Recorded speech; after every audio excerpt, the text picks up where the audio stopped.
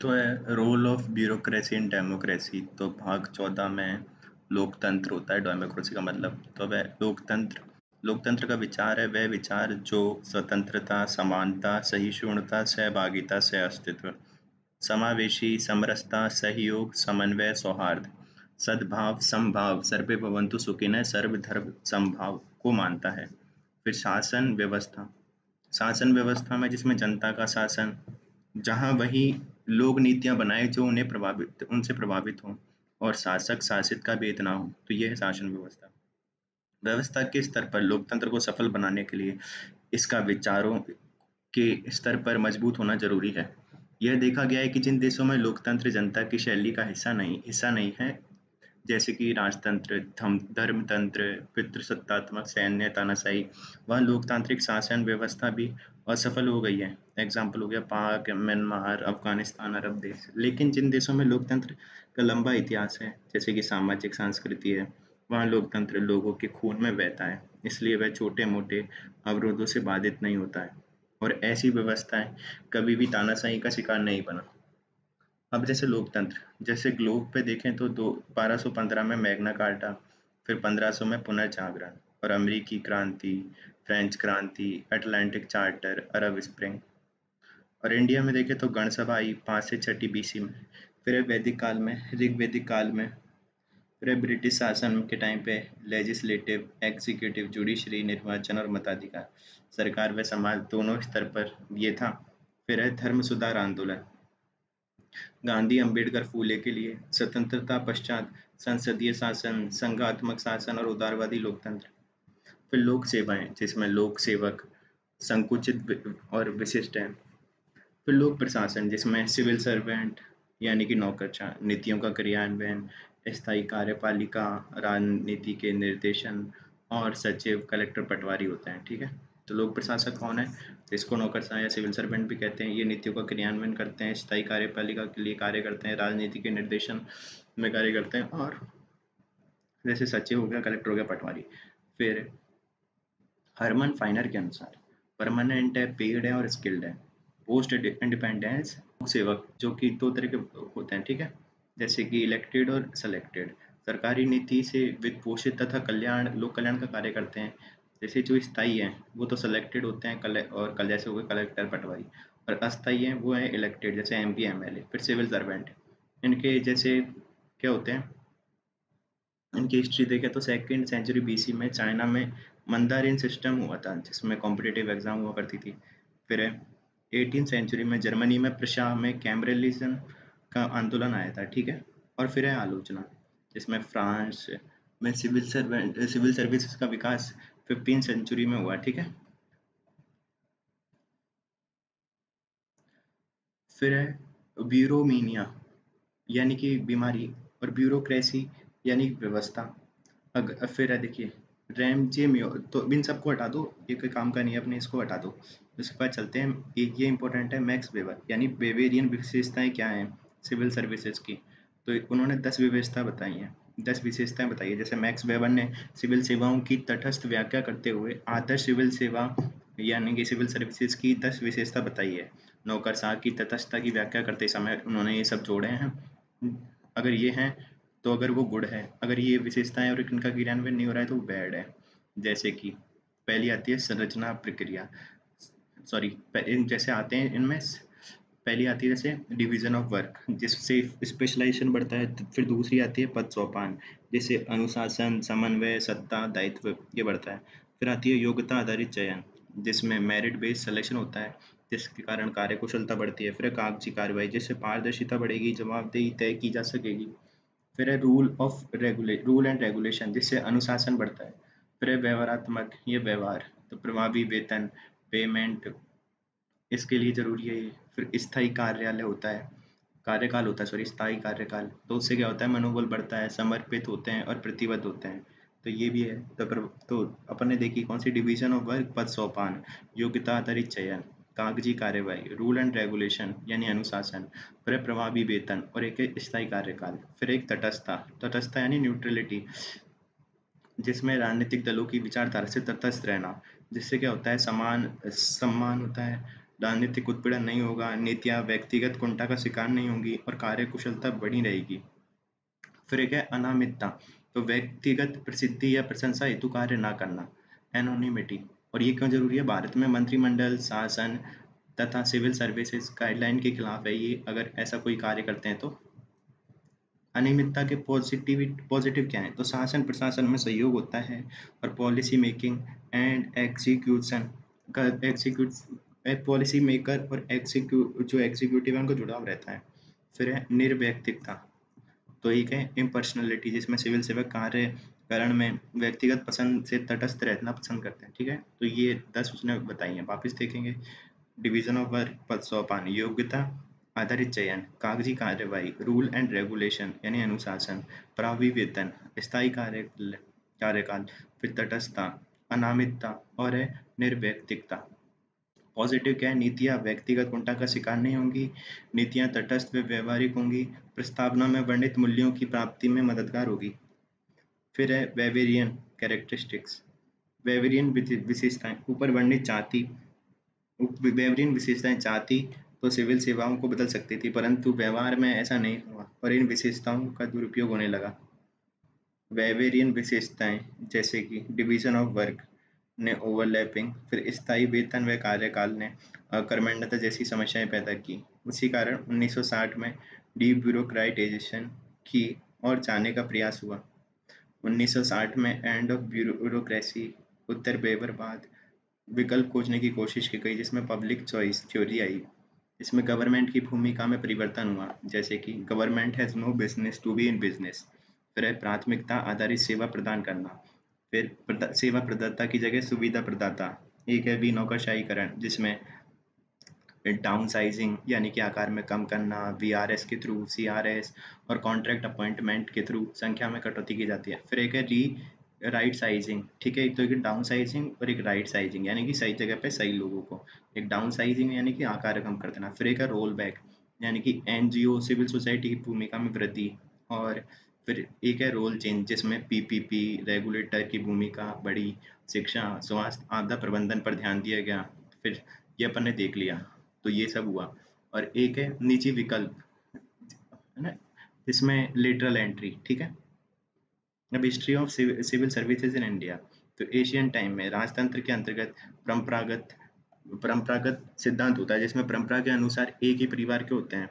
फिर एक होता है जातीय सिद्धांत, जिसके अनुसार उच्च जाति और उच्च पद पे ही होते हैं, उच्च जाति के लोग उच्च पद पे। फिर एक होता है अभिजात्य, तो ये सिद्धांत अभिजात्य, इसमें उच्च वर्ग राजा के निकटवर्ती होते हैं, या फिर उच्च वर्ग के होते हैं, फिर राजा के निकटवर्ती होते हैं।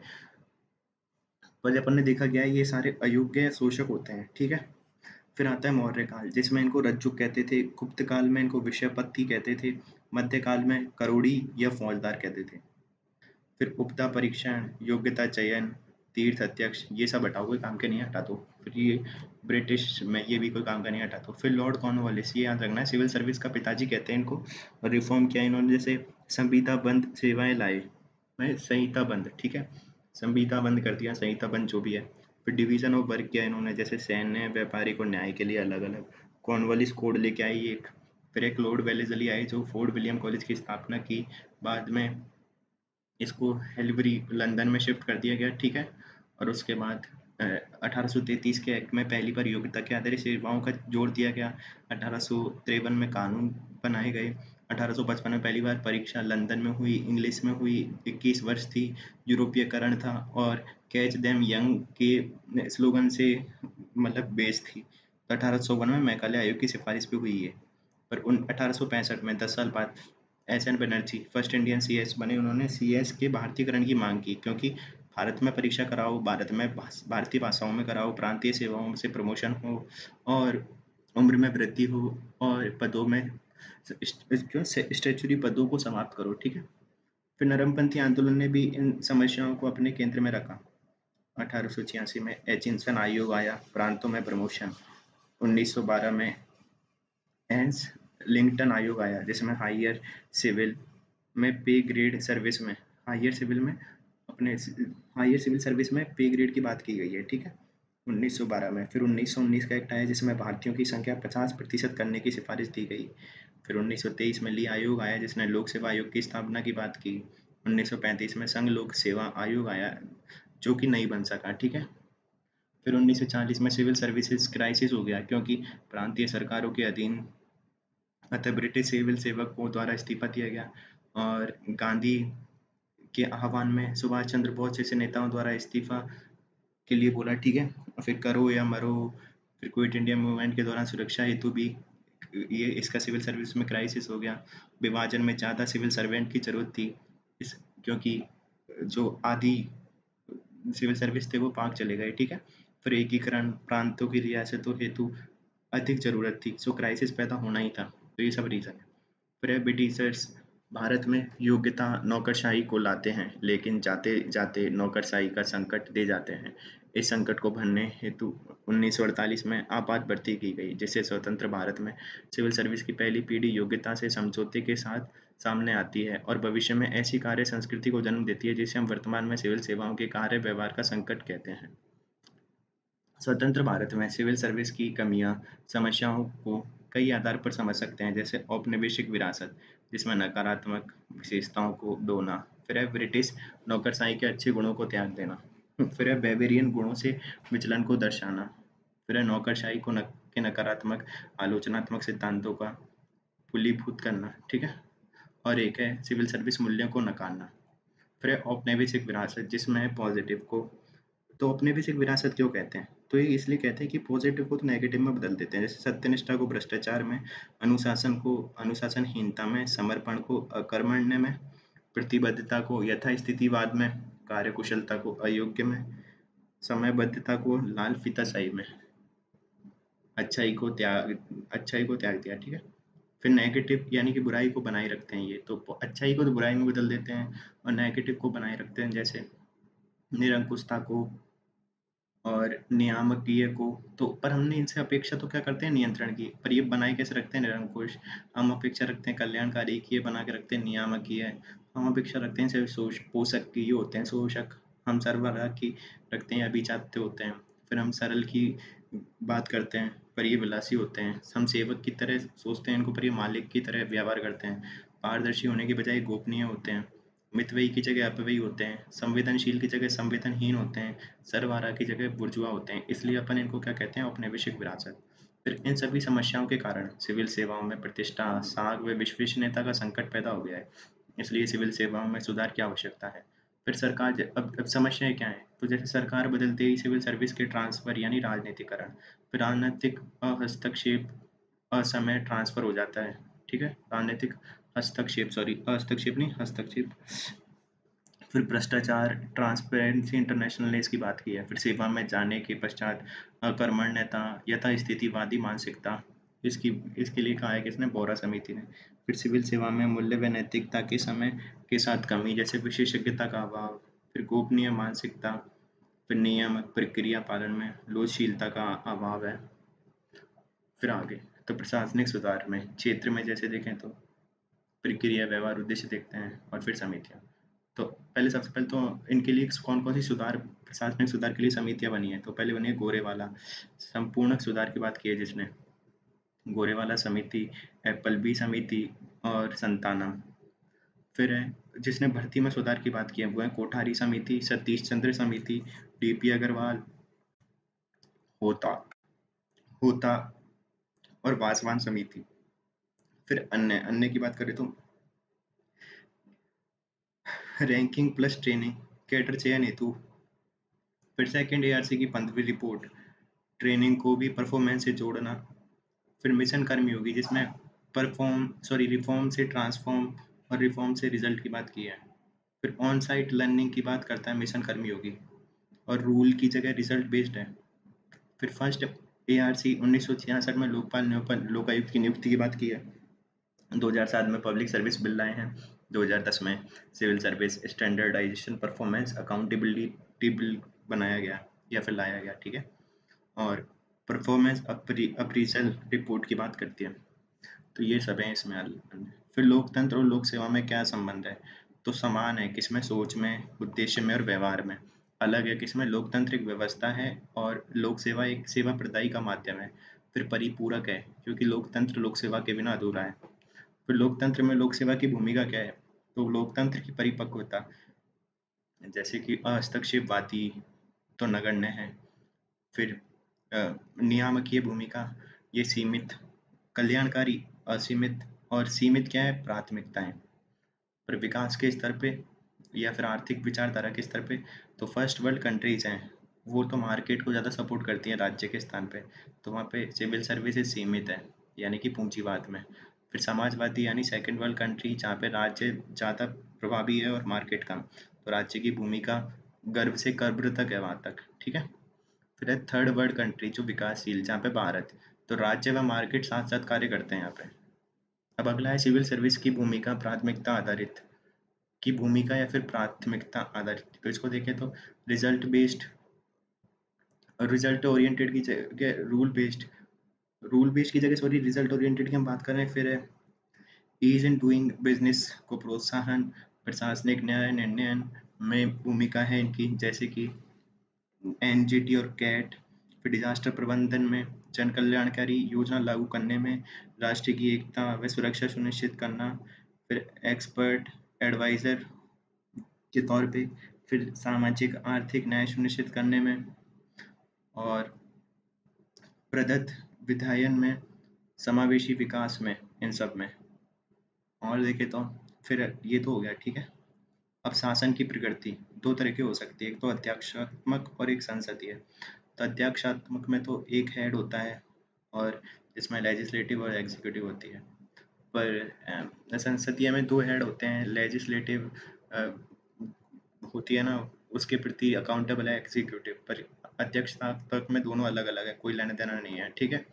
मंत्रिमंडल उत्तरदायित्व होता है, ठीक है। और सिविल सर्विस अनामित होती है इसमें, संसदीय में। अब देखें अगला, इसमें तो सेंट्रल स्टेट रिलेशन विकेंद्रीकरण, जिसमें एकात्मक होता है केंद्रीकरण और संघात्मक होता है विकेंद्रीकरण।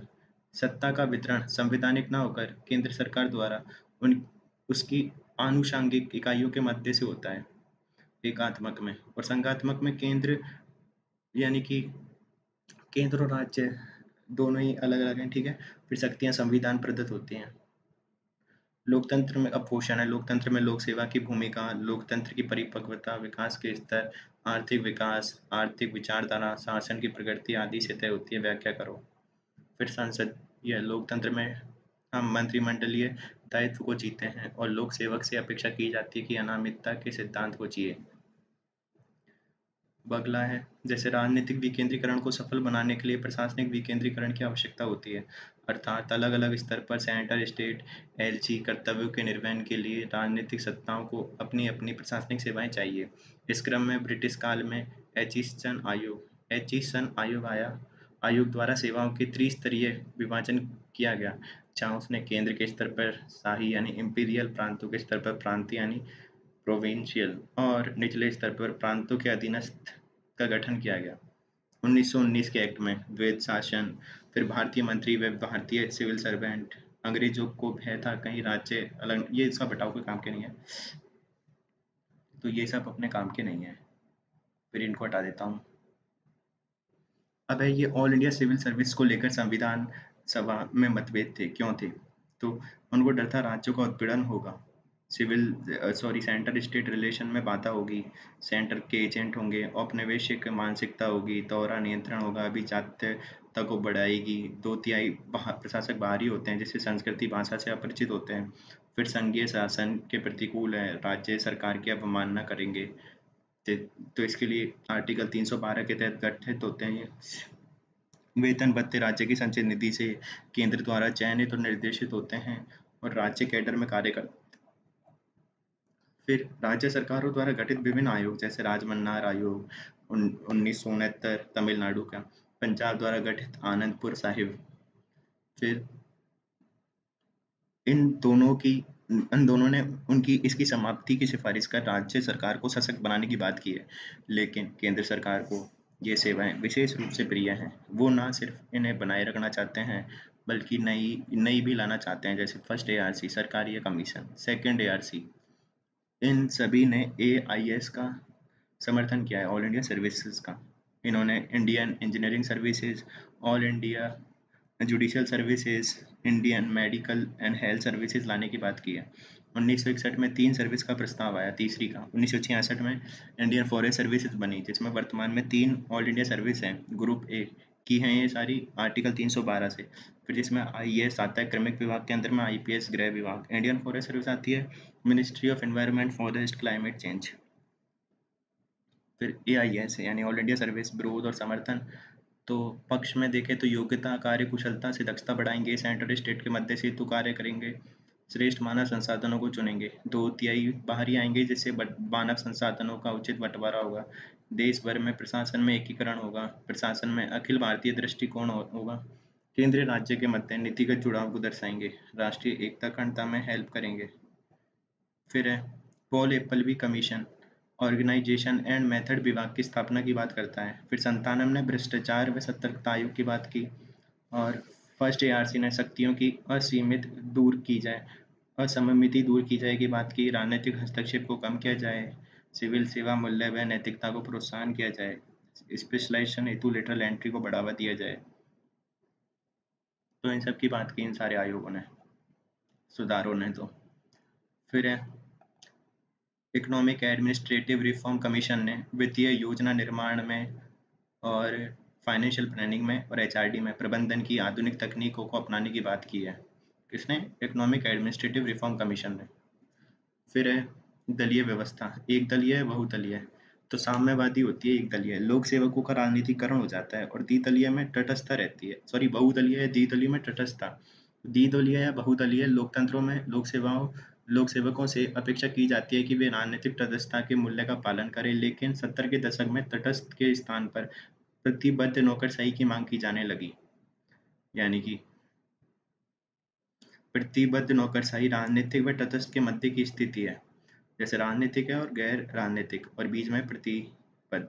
तो राजनीतिक में तो समर्पण होता है पार्टी के प्रति और उत्पीड़न करते हैं लोगों का, और प्रतिबद्ध होते हैं ये दलीय विचारधारा से तो तटस्थ होते हैं और गवर्नमेंट पॉलिसी के लिए प्रतिबद्ध होते हैं।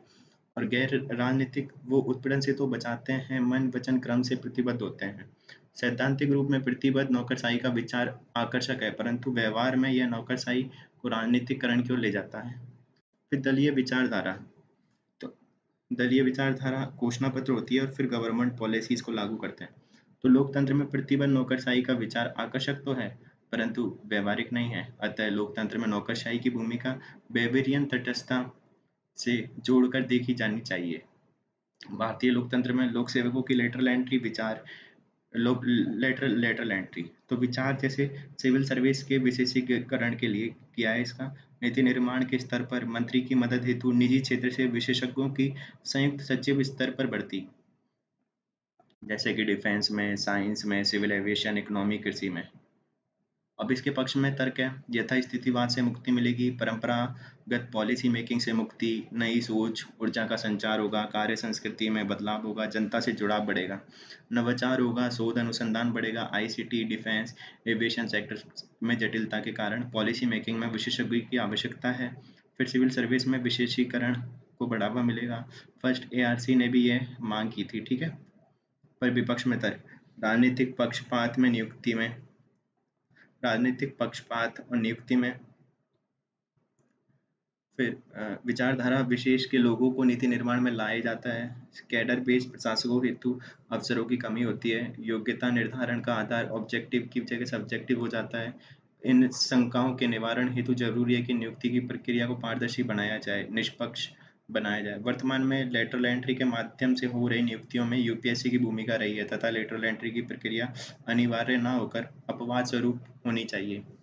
डीओपीटी ने 2016 में अधिसूचना जारी कर विभाग विशेष में जहां लेटरल एंट्री के माध्यम से निजी क्षेत्र अत्यावश्यकों के विशेषज्ञों को अलग अलग मंत्रालयों व विभागों में संयुक्त सचिव स्तर पर नियुक्त की गई है। तो जहाँ पे अति आवश्यक है ना, वहीं की जाए, उसकी बात कह रहे हैं वो। फिर है 21वीं सदी के लोक सेवकों से क्या अपेक्षाएं हैं? तो वे वेबेरियन चरित्र धारण करें, औपनिवेशिक मानसिकता से बाहर आए, सिविल सर्विस रिफॉर्म यानी सेकंड एआरसी का पालन करें, सिविल सर्विस प्रॉब्लम्स का रिफॉर्म सुझाएं, ठीक है। फिर रोल चेंज कैसे हो रहा है इनका 21वीं सदी में, सॉरी। तो राष्ट्र निर्माण में प्रमुख भाग हैं, रिएक्टिव से प्रोएक्टिव बने, फिर ब्रिटिश से स्वतंत्रोत्तर फिर एजेंट ऑफ चेंज बने, नीति आयोग आया जैसे, फिर गोपनीय की जगह पारदर्शिता लाएं, रिफॉर्म से ट्रांसफॉर्म करें, सामाजिक न्याय में भूमिका बढ़ी है, ई गवर्नेंस से मोबाइल गवर्नेंस पे जाएं, सर्विस प्रदाता की जगह सुविधा प्रदाता बने, डिजास्टर मैनेजर की भूमिका में आए हैं अभी। पर पुराने रोल क्या थे इनके? पुराने रोल थे जैसे नीति निर्माण में सहायक है, नीतियों का क्रियान्वयन में, विकास कार्यक्रमों को जनता तक पहुंचाना था, सामुदायिक सुविधा मुहैया कराना था, अपने अंदर नवाचार करते रहना था, और लॉ एंड ऑर्डर बनाए रखना था, सामाजिक सौहार्द बनाए रखना। अब सुधार हेतु सुझाव क्या है? तो समय व परिस्थिति के अनुसार लिए गए निर्णयों में संरक्षण प्रदान करना, निष्पादन को प्रमोशन से जोड़ा जाए, फिर मेरिट व परफॉर्मेंस को प्रोत्साहन किया जाए, रूल की जगह रिजल्ट ओरिएंटेड हों, फिर ऑन साइट लर्निंग को प्रोत्साहन किया जाए, और cadre rank plus training based हो। ठीक है, तो कैडर सिर्फ रैंक के आधार पे नहीं हो, ट्रेनिंग भी जोड़े। फिर लोक सेवा आयोगों का गठन संरचना कार्य, तो देखो लोक सेवा आयोग देख लेते हैं। तो यूपीएससी राष्ट्रपति को रिपोर्ट सौंपते हैं जिसे संसद में रखता है। फिर संवैधानिक संस्थाएं 6 साल या 65 वर्ष, एक चेयरमैन होता है, 10 मेंबर होते हैं। सुप्रीम कोर्ट द्वारा जांच सही होने पर राष्ट्रपति हटा सकता है। Term condition services govern by UPSC member, regulations 1969 संसद द्वारा। फिर जेपीएससी, तो चेयरमैन एंड मेंबर्स राष्ट्रपति नियुक्त करता है। जेपीएससी क्रिएटेड बाय संसद ऑन दी राज्य की रिक्वेस्ट। ठीक है, फिर इसमें 6 ईयर्स और 62 वर्ष होता है इसमें, और नॉट संवैधानिक संस्था, ये संवैधानिक संस्था नहीं है जेपीएससी, ये एक स्टेटरी बॉडी है। जेपीएससी के सदस्य व संघ का टर्म ऑफ सर्विस राष्ट्रपति निर्धारित करता है। जेपीएससी दोनों राज्य के गवर्नर को रिपोर्ट सौंपती है। फिर स्टेट पीएससी, जो 6 साल या 62 वर्ष जो भी पहले है। फिर स्टेट पीएससी की कंडीशन ऑफ सर्विस राज्यपाल निर्धारित करता है। संवैधानिक संस्था है, गवर्नर द्वारा नियुक्ति होती है, और इनकी स्ट्रेंथ फिक्स नहीं है, राज्यपाल डिसाइड करता है। फिर सेकंड एआरसी सिविल सर्विस, तो सेकंड एआरसी ने सिविल सर्विस के बारे में क्या कहा उसको देख लेते हैं। तो लेटरल एंट्री की बात तो फर्स्ट एआरसी ने कर दी थी। फिर इसने नीपा में स्नातक course in administration and governance and management की बात की है। फिर इसने आर्टिकल 310 311 को समाप्त कर देना चाहिए, बात कहा है। लोक सेवा मूल्य को परिभाषित किया जाना चाहिए, प्रशासन में तटस्थता व वस्तुनिष्ठता सुनिश्चित करनी चाहिए, प्रशासन में जवाबदेहिता व पारदर्शिता सुनिश्चित करना चाहिए, सेंट्रल सिविल सर्विस अथॉरिटी की स्थापना की जानी चाहिए, आदित्य कार्य प्रोत्साहन हेतु राष्ट्रीय अवार्ड चालू करने चाहिए, आदित्य कार्य प्रोत्साहन हेतु राष्ट्रीय अवार्ड। फिर परफॉर्मेंस बेस्ड अप्रेजल सिस्टम लाना चाहिए, सेवा के 14 से 20 वर्ष पर हर रिव्यू होना चाहिए, और सेंट्रल सिविल सर्विस अथॉरिटी की स्थापना की जानी चाहिए। तो ये है अपना चैप्टर।